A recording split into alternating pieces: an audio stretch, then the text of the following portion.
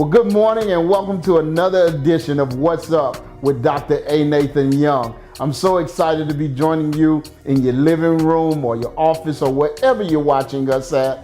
I want you to know that the word that is going to be spoken today is just for you. So tune in, listen up, grab a cup of coffee. Let's go on a ride and see what God has to say to us this morning. Meet me right back here in 26 minutes. We're continuing in our series called Hope for the Holidays. Today, what I want to talk to you about is hope in the storm. Everybody, I don't care who you are, everybody goes through a storm in life. As a matter of fact, I'm going to take that back. Not everybody doesn't go through a storm.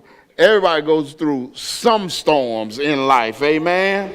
Amen. Amen. Somebody said you either in the middle of a storm, coming out of a storm, or headed to a storm. But storms are a part of life. Amen. All of us have to, at some point, experience difficulty in our lives. Everybody, I don't care who you are, everybody experiences difficulty. Difficulty is a part of life. As a matter of fact, Jesus told us that. He said, in this life, he said, you might have trouble. Is that what he said? You may have trouble. Is that what he said? Did he say trouble was a possibility? That's not what he said. He said, in this life, you what? You will have some what? In other words, I don't guarantee you nothing else. I guarantee you're going to have some what? Some trouble. You're going to have some difficulty. But then he said, but be of good cheer. Why, Lord? Because I have overcome what? The world. And we meant by what he said, I've overcome the world is, everything that you're going to face, I done faced it already and overcame it. And what matters is not the difficulty that you're facing, but the fact that you got me on the inside of you. And because I've overcome any difficulty that you'll ever face in your life, if I've overcome it, guess what that means for you? You can overcome it as well. Amen? Amen. And as your pastor, what I want to just get over to you is, I want to get over to you that a blessed life does not exist in the absence of difficulty. A blessed life exists in having God inside of your difficulty. Somebody need to facegram that or something. I'm going to say it again, having a blessed life does not exist inside of the absence of difficulty, but it exists in having God in the middle of your what? Difficulty. Even as we gather today, some of you walked in here in a storm. A financial storm. A relational storm. Somebody sitting there right now, you're going through a divorce storm. Somebody going through a storm on your job. Just all kinds of storms. If you don't take nothing else away from this message, take this away from this message.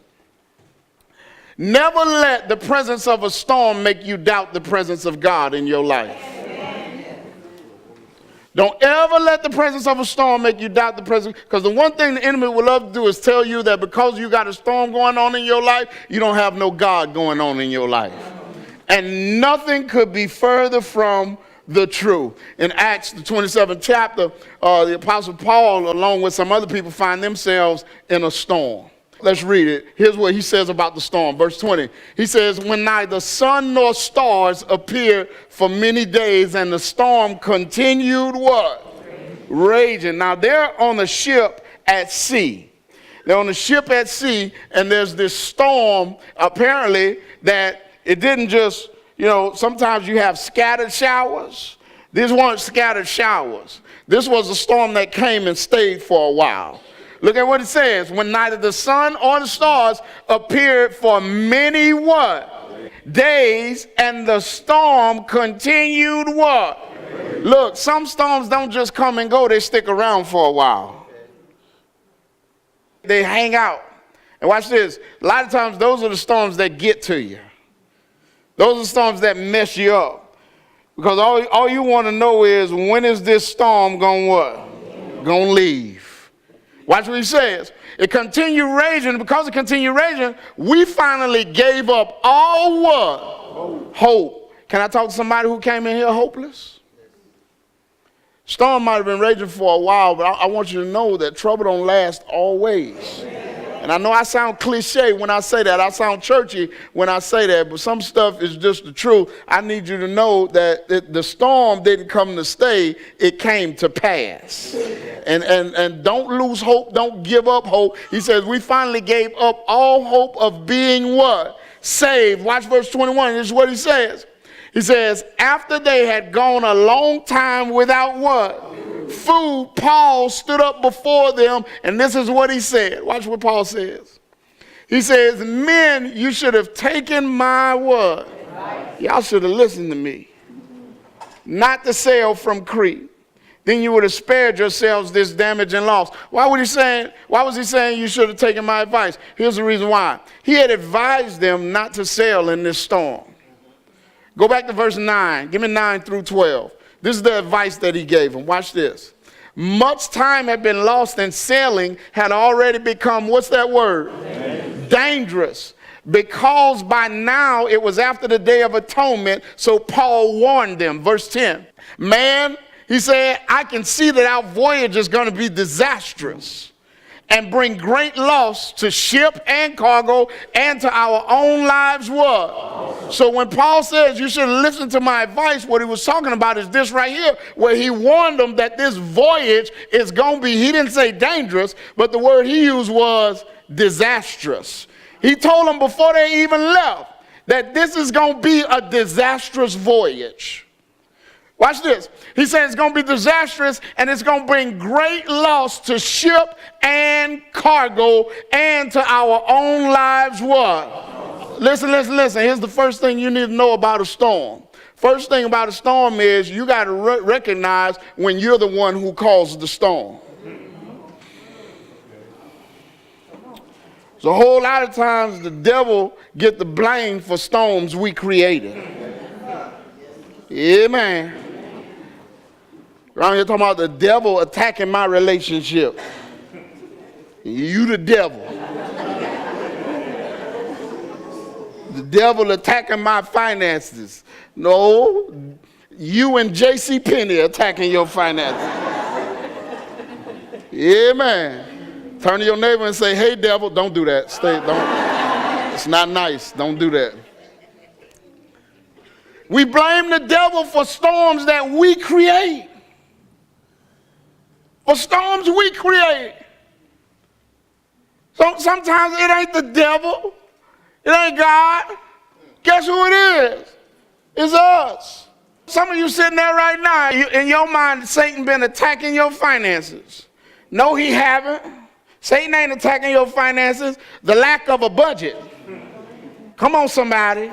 Your own lack of discipline is what's attacking your finances. Amen. Come on, somebody. You talking about Satan attacking your relationship. No, he not. Your lack of honesty is attacking your relationship. Hello, somebody. Come on. Amen. Say ouch. Satan is attacking my career. No, he ain't. You keep showing up late. Go to work on time. Amen. God gonna promote me over my enemies. No, he not. Because you keep getting rolled up for being late. You gotta recognize when you cause your own what? Storm. Here's the other thing. Paul said, y'all should have listened to me. Don't you hate when people say that? Watch what Paul says. He says, men, you should have taken my what? Don't you hate when somebody tells you you're in the middle of a storm already? Things ain't going right already. All hell already breaking loose. And here comes Sister Sue with her saved, sanctified self. Come on, somebody. Sometimes more personal. Here come your mama. I told you he wasn't no good, didn't I? Don't you just hate that? Watch this. He said, then you would have spared yourselves the damage and loss. But watch this. Before that, it says, they had been without food. And when people come at you and say, I told you so, don't it always seem like when you're already at your weakest point? And what happens when you don't have no food? Come on, you get hangry. Y'all ain't never been hangry? I get hangry every 3 hours.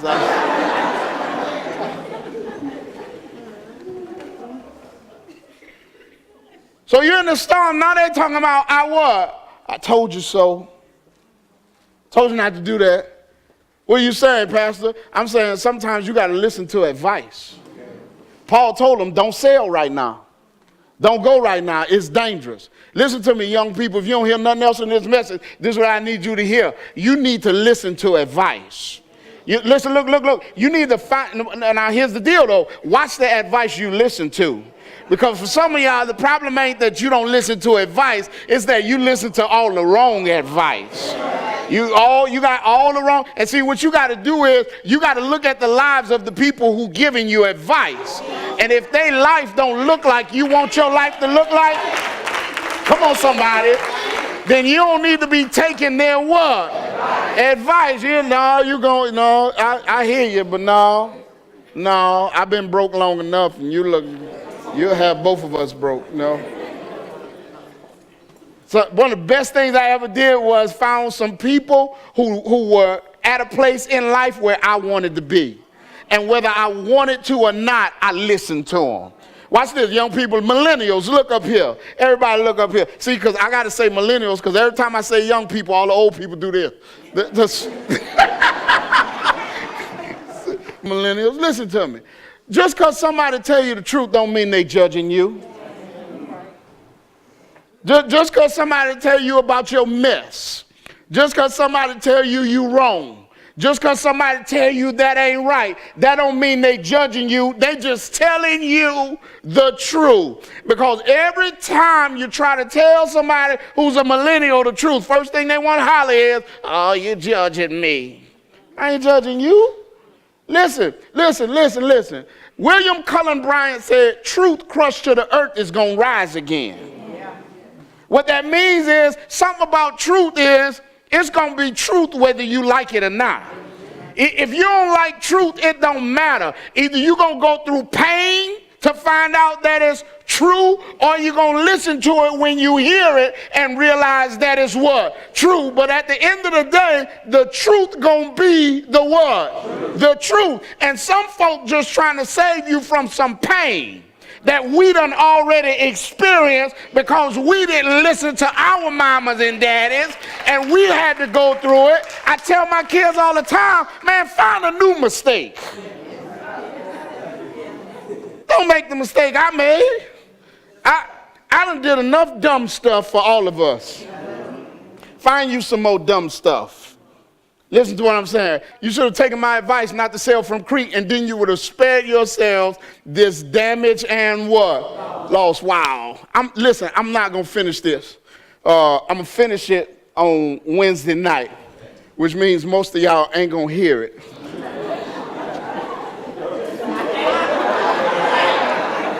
Was that shade, Pastor? Yes. Shade. Watch this, verse 22. I'm just telling the truth. Just told y'all about that. Watch what he says. He said, but now I urge you to keep up your what? Courage. Keep up your courage, man. What was the Apostle Paul saying? He was saying, don't lose heart. He said, because not one of you will be lost. Only the ship will be what? Destroyed. Only the ship will be destroyed. What was he saying? He was saying, man, don't allow yourself to get to, because of the storm that you're in, don't allow yourself to lose courage.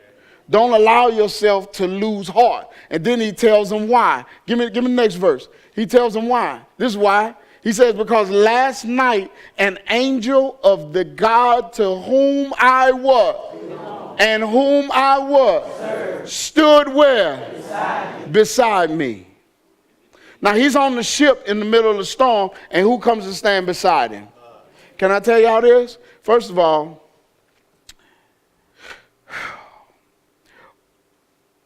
watch who you got standing beside you,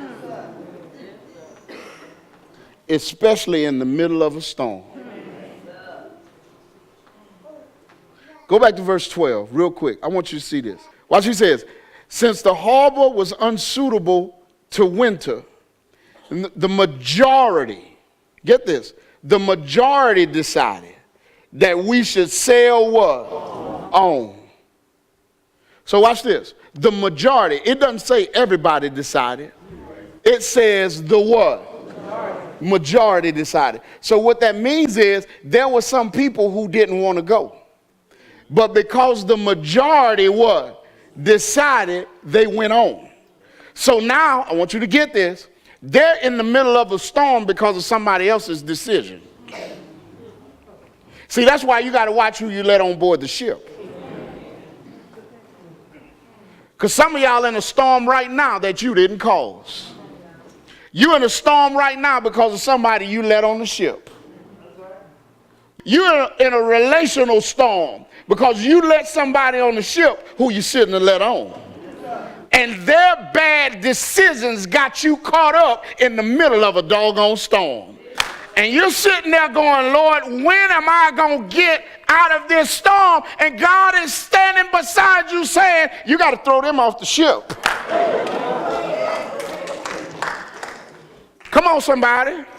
You're in a storm right now and because you didn't take the advice of the people around you. That your mama told you not to date him. Your daddy told you not to hook up with him. Your pastor told you. Come on, somebody. The fortune cookie at the Chinese restaurant. The dog even said, "Don't ruin it. Don't ruin it, Raggy."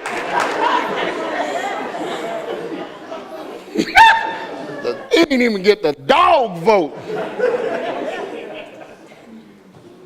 You hooked up with him anyway, and now he's on the ship. She's on the ship. And you're in the middle of a storm. And God keeps saying, you got to throw him off. You keep saying, no, I don't want to do that. Just calm the storm. See, here's the deal. I looked at this. And it takes a couple of things in order for a thunderstorm to happen. The atmosphere has to be right. In order for there to be a thunderstorm, there has to be hot air coming up from the ground. And there has to be cold air coming down from the sky. All right, so there has to be hot air coming up from the ground, and there has to be cold air coming down from the sky. Another thing, 2 key ingredients for a thunderstorm. One is moisture. But the second ingredient is the one that's key that really, really stood out to me, and that is instability in the atmosphere. There has to be instability in the atmosphere in order for a thunderstorm to happen. Watch this. You can't figure out why your thunderstorm, why your storm won't end, and the reason why is because you keep surrounding yourself with instability. And you got to come to a place in your life where you say, you know what? Anything that ain't unstable got to go. You got to get off the ship. Listen, if you're not anchored in the rock, you got to go. If you ain't bringing stability to my life, you bringing instability to my life, and it ain't that I don't love you, but you got to get off the ship.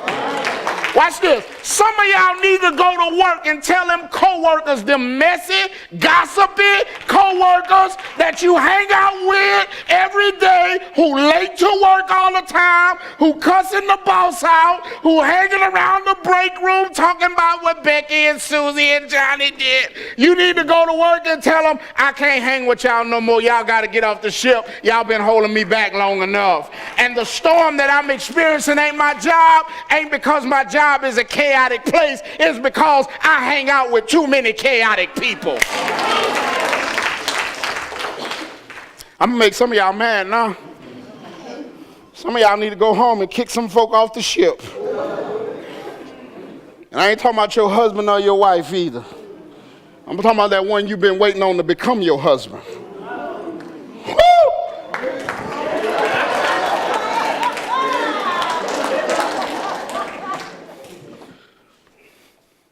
Creating instability. Watch this.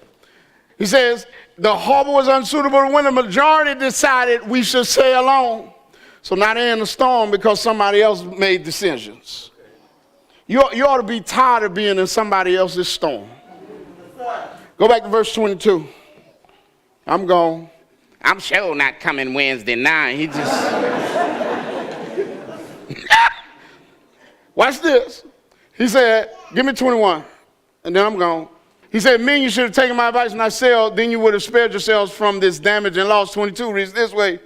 He says, but now I urge you to keep up your courage. Why, Paul? Because not one of you will be what? Lost. Only the ship will be what? Destroyed. Come on. Verse 23. Last night, here's the reason why he knows this. Because last night an angel of the God to whom I belong and whom I serve stood where? Beside me. That's the reason why you keep your courage up. You got to realize that God is always standing beside you. When you're in the middle of a storm, always remember that if you belong to the Lord, he's standing where? Well, Pastor, even when I can't see it, even when I can't feel it, even when it don't seem like it, I got to keep in mind that God is standing where?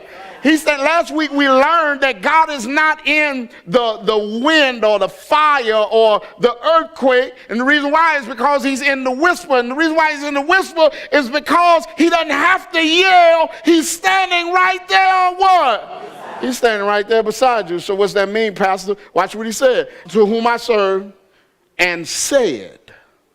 In other words, the angel of God spoke to me last night, he says. He says, the reason why you need to keep up your courage is because the angel of God stood beside me and spoke to me. Can I tell you something? When you're in the middle of a storm, there's nothing you need to know like you need to know your daddy's voice. And listen, don't wait till you get in the storm before you try to learn his voice. Because now you're trying to learn his voice with all this noise going on around you. You got to know your daddy's voice before you get to the what? Storm. Well, how do I do that, Pastor? Prayer.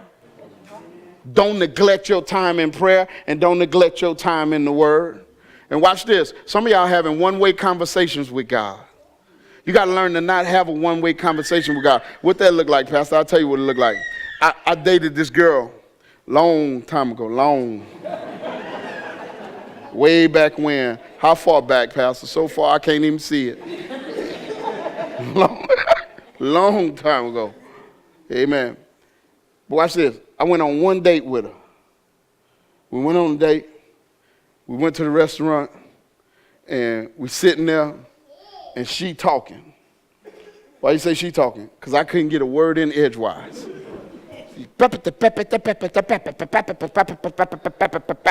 She'll ask me a question, then she'll answer it.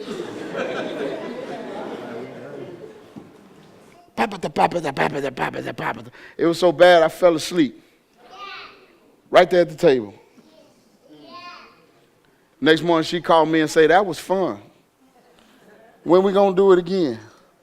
I'm sitting there going, the next time I want to be tortured.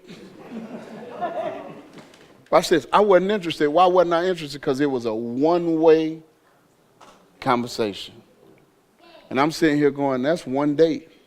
I can't imagine being married to you. Watch this. Some of us having too many one-way conversations with God. And what you got to do is what that girl didn't know to do. You got to learn to get quiet. Watch this. He said that when it comes to your trouble, be what? That means your mouth too. Be still. Be still and know that I am God. Watch this. What does it mean when you say, know that I'm God? You don't have to tell me everything because I know already. You can talk to me about everything. I want you to open up to me, but at some point, I don't need you to tell it to me over and over. At some point, you know what I need you to do? Shh. Just be quiet. Be quiet. And listen for my voice. Well, Pastor, how am I know his voice? Oh, you'll know it. Describe it to me. I can't. It's like my daddy. If Alfred N. Young Jr. called me, I don't care if we're in a room with 50,000 people. If I hear him say, Nathan,